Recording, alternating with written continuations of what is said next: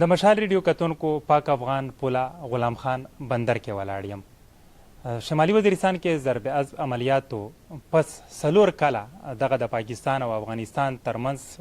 غلام خان بندر باندې چې کم تجارت کېدو دغه بند شوی و. یو کال کېږي چې دغه تجارت د دواړو ملکونو ترمنځ پیل شوی دی، خو دلته چې کم تاجران دي او د پولې هغه غاړه چې کم تاجران دي هغوی وینا ده چې په دغه یو کال کې چې کم د تجارت هغه لیول ته رسېدلی نه دی کم چې د دواړو ملکونو ترمنځ په کار و یا که کم ضرورت دی. په دې اړه دلته چې کم په غلام خان بندر کې ولاړ تاجران دي د هغوی نه پوښتنه کوو. ایسا پرې لکه کیم لیول باندې چې ایکسپورټ او امپورټ په دغه سټیشن باندې په کور وه په هغه لیول باندې نه دی شوی. میږ دا یایي چې لکه څرنګه چې په تورخم یا په چمن باندې ایکسپورټ امپورټ هغه شیونه چې کسټم ایکټ اجازت ته ورته په تورخم او په چمن باندې کیږي هغه د غلام خان کسټم سټیشن باندې هم کولاو شي او اجازت ته ورته ملاو شي. په الحال خو لکه سیمپل ایکسپورټ ته په هغه کې لکه د چولې دي آټا دو کنه او ریبیټ شي صرف سیمنټ دي دا کیږي او د مویشي شول نره امپورټ شي سکریپ شه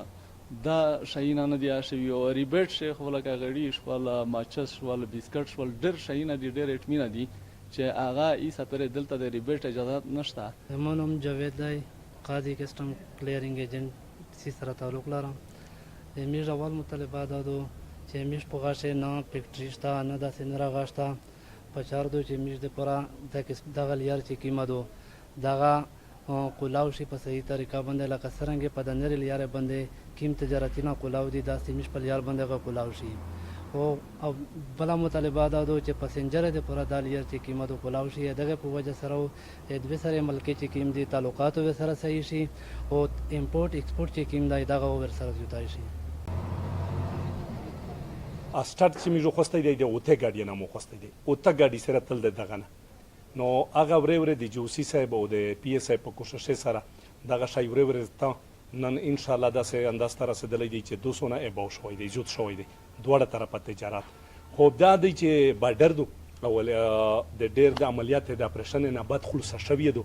مشکلات شته او د سکیورټي د پوینټ په لیول باندې زنه مشکلات شته ان شاء الله ورې دا ختمیږي. افغاني ګاډي پاکستاني ګاډي مسله وا چې افغاني ګاډي د کیمزي پر لوټ شي پاکستاني ګاډي د کیمزي پر لوټ شي خو د پاک فوج په تعاون سره افغاني ګاډي هم تر بنو پر راسي او د پاکستاني ګاډي تر کوبله پر راسي. د عوام تاګرو تک چې د میژه سیستمینه یا ندی لګیدلی د امیګریشن لا خو بیا هم د ضرورت پر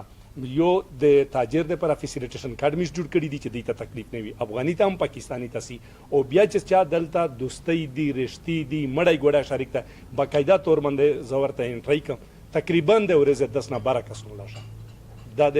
جوسی صاحب په حکم باندې چې د خلک ته پاسپورت امیګریشن په خل دلته یا نشته د خلک ته سہولت ورکړي.